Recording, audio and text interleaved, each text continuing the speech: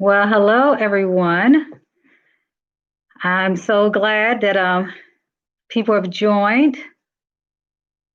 This is my first live video on YouTube, so I'm definitely excited.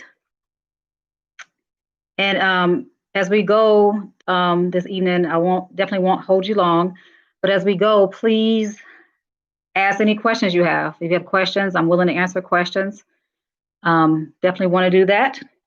So some of you might have watched my 2 minute like trailer video. But I did grow up in Detroit, Michigan.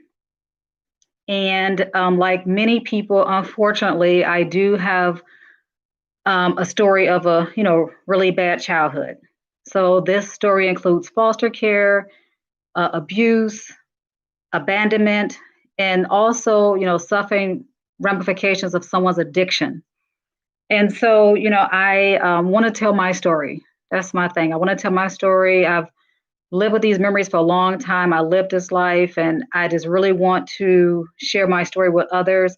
I've been able to talk about my story on different platforms like conferences, things of that nature. I was able to write a book chapter in a book by Dean Robin Fox on adoption and how adoption matters. And so I was able to write a chapter in that book in regards to my experiences with foster care and how that informed me as an educator because I was a K-12 teacher for a number of years. So my hope is that you actually follow me with this journey. Follow me as I go through this journey of finding out the answers to questions I have never been able to get answers to. Trying to uncover things like my school records and death records of different individuals in my family who I just don't have the answers to. Criminal records and things of that nature. So those of you who have done this before, if you have written a book, written a memoir, if you're an author, please give me advice, feedback. I'm definitely open to that. I do want it to be interactive, so I don't want it just to be all about me. But again, if you have experiences you can talk to me about, that'd be great. And so what I've done so far, I have sent to a few of my closest friends 7 pages of my memoirs, like a snapshot of what's going to be in it.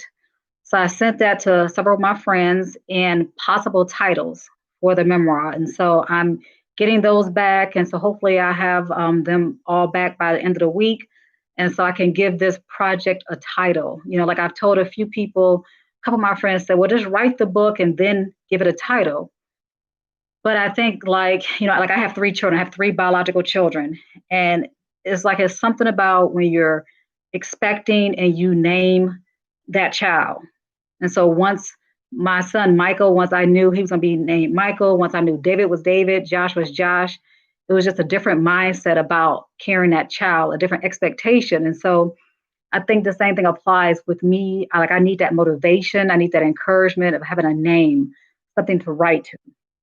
So hopefully I'll have a name soon for the book.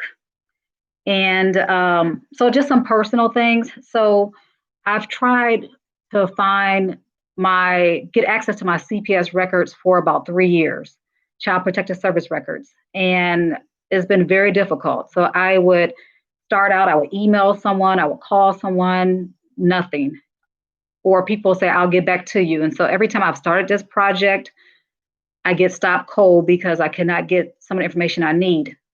So last week I get an email from a lady after sending out about 6 emails or so one night. I get an email and the lady says, Dr. Toms, I can help you. I can help you get your records. So I'm like so excited. Like I'm finally gonna get these records because a lot of things I'm gonna write about in this book, a lot of things I have started writing about in this book happened over 30 years ago. And so I want to make sure that I'm true to myself, that I'm true to my readers, and that I'm giving, the most accurate information to the best of my ability. And so for me, a big part of that was getting my CPS records. And so I was so excited last week when I got an email back saying, yes, we will be able to, I'm going to help you get your records. I'm going to help you, Dr. Toms, get your records.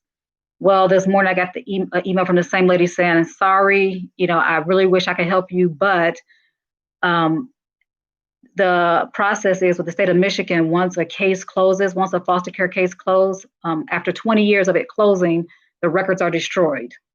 And so she didn't have access to my records in the database, in the storage facility. My records are nowhere to be found because they've been destroyed per state of Michigan policy. So they would have been destroyed about 7 years ago. But that was really disheartening because, again, I really want this information to fill in these gaps.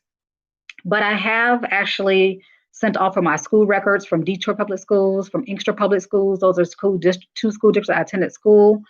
I have sent off for death certificate of a person in my family who you will read about in the book.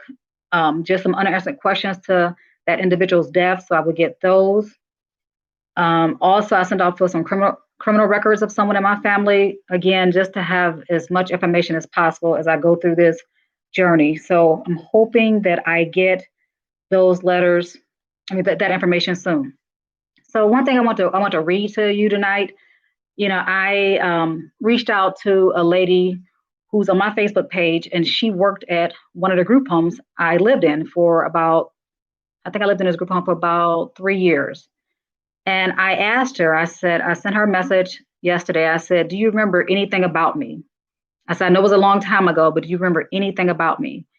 And her response to me this morning was, and I'm going to read it to you. She said, yes, it was a long time ago. Let me think. You were argumentative, which made me think you could make a good lawyer, LOL. You didn't like some staff to say certain things to you. You loved Miss Wade, who was a staff person who worked there. She was actually the cook. So I remember really loving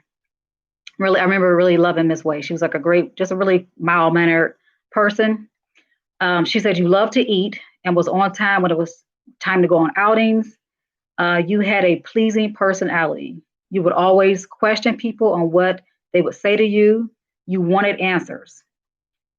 This individual said, I just remember you stood out from the others. And it was about 8 other girls who lived in the home in addition to me. She said, I figured you would be someone. It wasn't a surprise when I found out you were a professor and had 3 boys. You are a go-getter, such a loving and caring person. So that after getting the email saying, we can't get your records because they've been destroyed, getting this message from her kind of pepped me up. And I kind of want to end a little bit on this live stream talking about my experience this weekend with writing. So I wrote most of the weekend, and I wrote about my age from 8 to 10 years old. So I was about the time frame I wrote about this weekend. And it was really interesting because sitting here right where I'm sitting now, doing most of my writing, I really realized how sad my childhood was. Like, it just really hit me when I had a very vivid memory of something that happened when I was about 8 years old. So I went to bed last night in a state of wondering why. Like, why did this happen? Why did this person do this? And so just an interesting journey. So again, I want you to share this journey with me. I'm hoping to post a video. My next video will be of a partial interview with a young lady who was my best friend in elementary school. She was the only friend I had all through elementary school. And I was able to connect with her. And so I asked her if if I could interview her about memories she had of me and during that time. I'm not gonna give her name because there's some things I write about her that are pretty private. So I'm not gonna share her name with anyone, but I'm looking forward to interviewing with her hopefully sometime this week. So I'm hoping that my next post is about that interview with her and just some revelations I had and maybe a little bit portion of that interview so you can hear that interaction. So if anybody have questions, please, ask questions. I would love to hear any questions you have. I would love to hear any questions you have. This is my first time going live on YouTube, so I'm hoping that I'm doing things right. So yeah. So if there are not any comments, you can definitely comment later. Please like the video and hit the subscribe button. That'd be great to have subscribers. You'll know when I go live if you subscribe, and when I post videos and things of that nature. So thank you so much for being here. Again, I appreciate you taking this journey with me. Thanks a lot. Have a good evening.